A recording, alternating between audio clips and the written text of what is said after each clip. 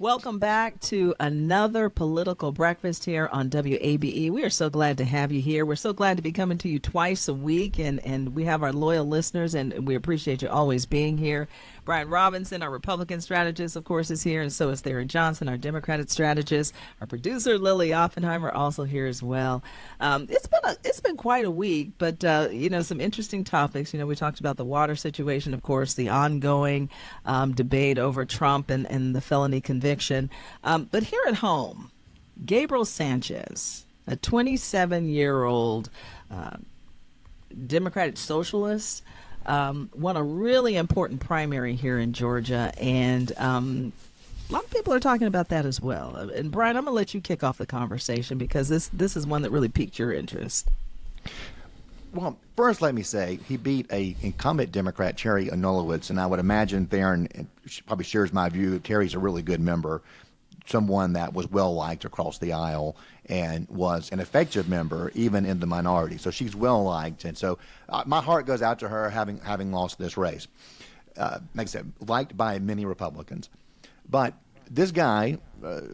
Sanchez really did go out there and work really hard. He built an organization, knocked on like 17,000 doors, I heard. So they really did all of the nuts and bolts stuff, blocking and tackling of campaigns that you really need to do to win. Good old-fashioned way. Good old-fashioned Yeah, like shoe leather campaigning, right? But for Republicans, this provides the character foil that we're always looking for. In our last show, Tharon was talking about Marjorie Taylor Greene, because that's somebody the Democrats love to post up on. She's a great character foil for them. And in the state House, Republicans now have an opportunity to paint the entire Democratic caucuses with the views of a Democratic socialist. We can legitimately say now that there's a socialist in the Democratic caucus. And this is someone who is involved in some stuff that the average Atlantan, Georgian, would see as extreme. He was a part of the Stop Cop City movement, although I call it the Public Safety Training Center. I don't like that term. And these are somebody who supports like a $20 minimum wage, the kind of thing that would really hurt small businesses and destroy jobs. And what we are hoping is that Mr. Sanchez has a lot to say. Like AOC, right? We hope that he has a microphone and he's willing to go out there and talk about his views, because that becomes something that the Republicans can use for political purposes. Lisa, I'm oftentimes reminded that this is a political podcast, right? So while you do a good job of giving us opportunity to express our personal views, we also sometimes have to just take one on the chin and express our Democratic and in B-Rob's case, Republican views. Let me just remind our listeners. The Republicans have been saying that the Democrats in Georgia are socialists for the last 2 decades. All right. Let's not forget that Kelly Loeffler, who we also talked about in the last podcast, where B-Rob mentioned her name a lot, she tried to paint Raphael Warnock as this left-wing radical socialist, right? And it didn't work. All right. It didn't work then, and it's not going to work now. Let's remind our listeners, this is a House that's made of 180 members. B-Rob knows that better than anybody, right? He served for a governor. And so I believe that the Democratic caucus is going to do what they always have done. And that is that while you have Democrats united, you have different personality and different brands within the caucus. Mm-hmm. So there are some people who we believe are too left-wing. We believe that folks are too moderate. We even got some conservative Democrats in the party. And I just think that the Republicans in the state ought to be very, very careful, because they have a state senator over there right now who disrespected the late, great House Speaker David Ralston.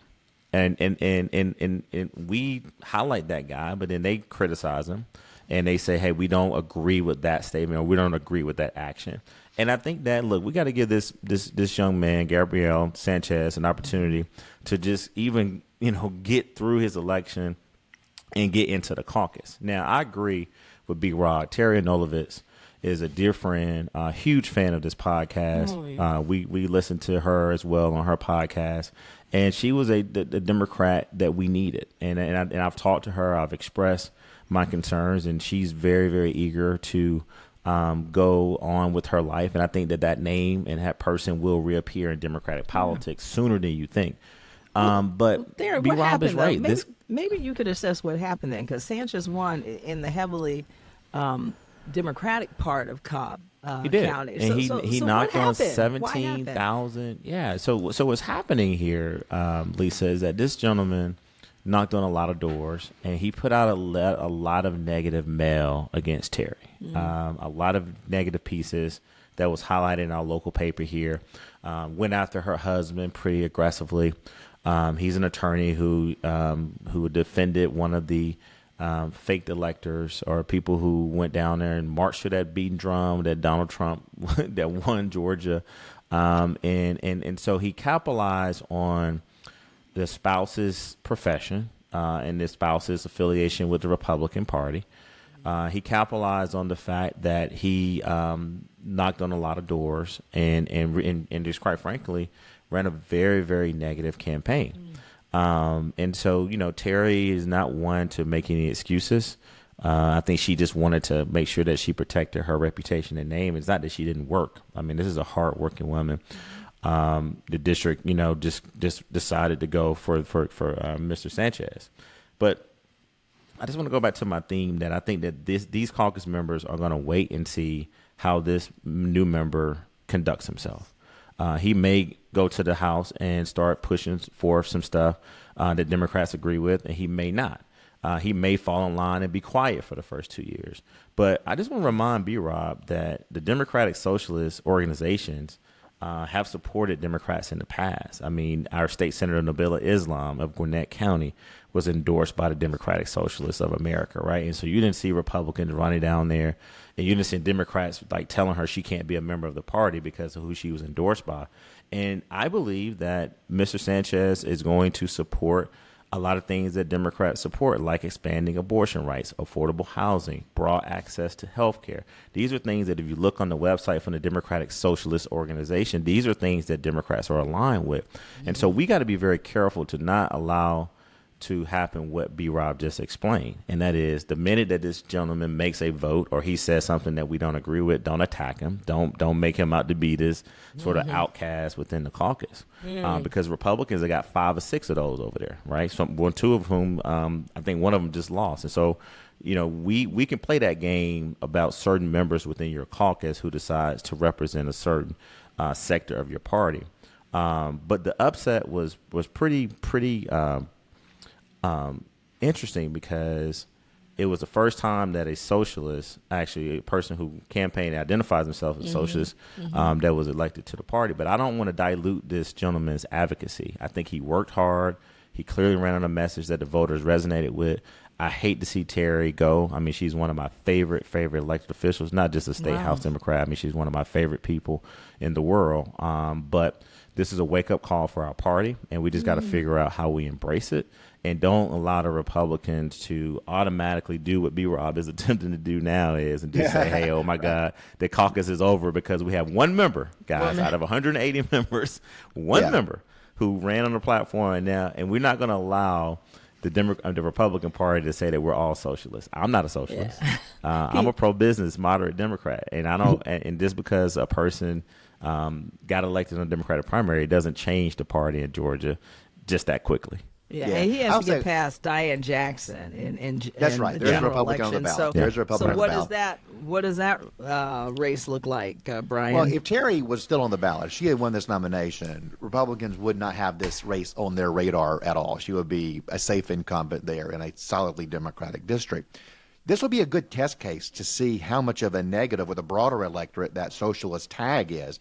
If Republicans are willing to put some money behind her, and you kind of watch the numbers and the polling to see if it can move the electorate, I think that's going to be very educational about where Georgians are. So it's a test case because it is just one. Tharon mentioned Senator Islam, who's now got a new name. She's got married in the last year. Maybe Senator Parks. Is that what it is? I think that's what it is. Yeah. One thing that's different. And I think got a baby on the way. Maybe had the baby baby on the way. Yeah. Congrats to you, Nabila. That's fantastic. She was endorsed by the socialists, but doesn't self-identify as one. Though I would imagine her viewpoints probably are not terribly different from Sanchez's viewpoints. That's going to be my guess. I think she's probably in sort of that more socialist lane of the party as far as the health care and criminal justice issues and the policy platforms that come along with that. But beyond that, what we'll see with him is how loud he's going to be. If this guy is really loud, right? If he's out there pushing for a $20 minimum wage or pushing for stopping the Public Safety Training Center, it presents a wedge issue where Republicans are saying, okay, Representative Sanchez is for X. Do you support that too? And look, I speak from experience on this because this happens to us all the time. You know, Marjorie Taylor Greene goes out and says that it may be time to dissolve the United States and split between red states and blue states. And then all of a sudden, Brian Kemp and Chris Carr and Burt Jones and Brad Ravensburger are being asked, hey, do you support Marjorie Taylor Greene's views on splitting the country up? And that sort of stuff is a wedge issue that Democrats have used effectively against us. And if this guy is out there, like AOC, for example, or other members of the squad who are very vocal, they're young and very attuned to how to use social media very effectively, how to create grabbing content that might have the chance to go viral, because there is this part of the electorate out there that loves what he's saying and they amplify it, and they don't feel like their regular the establishment of the party is representing their views. Then that's a platform for him, and that becomes very powerful. That becomes more powerful for him than the approval of his leadership in the party structure in the House. We've seen this happen time and time again. The platform gets bigger than the establishment. So if that happens, I'm not saying it will, that becomes a real opportunity for Republicans to post up and create these wedge issues for Democrats, just like the Democrats do so well against us. Real quick, Lisa, I think there's a difference between campaigning and governing. As you mentioned, you reminded us, there's a general election. So stay tuned to see what type of campaign Mr. Sanchez runs now, because now he's on everybody's radar, right? I think he will continue that grassroots efforts to get him there. Now, once he gets into the caucus, he's going to have to figure out how effective he wants to be, right? Because if you go down to the Capitol and you're just throwing out bombs and, socialist sort of proposals and legislation that won't go anywhere, he may choose to do that. But I think that he may want to try to govern. And so that's where you got to figure out ways to partner with the Democratic Party. And you got to have some relationships on the Republican side to get things done. But again, I just think that, whether or not he wants to be an effective House member will basically be yet to be seen. But I think the Democrats, listen to what B. Rob just said. I oftentimes struggle with my party because I don't think we do it enough when Republican members do things in the state Senate, in the state House. Let's not forget that we had a state senator again that was barred from the House because of comments that he made about the late Speaker David Ralston. Now, we didn't pile on to that, right? Because it was kind of like, out of respect to Ralston and others. And you know who I'm talking about. What is it, Senator, or is it Moore? Is his last name? Colton Moore. Yeah, Senator Moore. Yeah. And so it was hard to pile on, though. There was bipartisan consensus on what the Republicans were the ones condemning. Yeah. Yeah, but so what we got to figure out, you guys get away with sort of coming together and condemning. This is why when we did the live version, that I reminded our listeners too, that while Brian Kemp, as you reminded me, B. Rob, has his own brand, has not been a cheerleader to Donald Trump, he is still somewhat complicit of the Trump sort of MAGA movement because he's choosing to participate in certain things that's affiliated with the campaign because he's the nominee. But I think we'll be fine. I think, Lisa, look, Alexis Scott, who's a friend of mine who was on Georgia Game, was a known socialist, and I'm going to call her and refresh some of my socialist, not mine, but I want her to remind me of some of the socialist principles that she embodied to make sure that I actually compare them to what we've been doing in Georgia, because ultimately we want to win and we want to make sure that the people of Georgia are served correctly. And I think that's where the governing comes in. Well, let me say Tharon's completely right about whether or not this guy wants to be part of a governing coalition and get things done.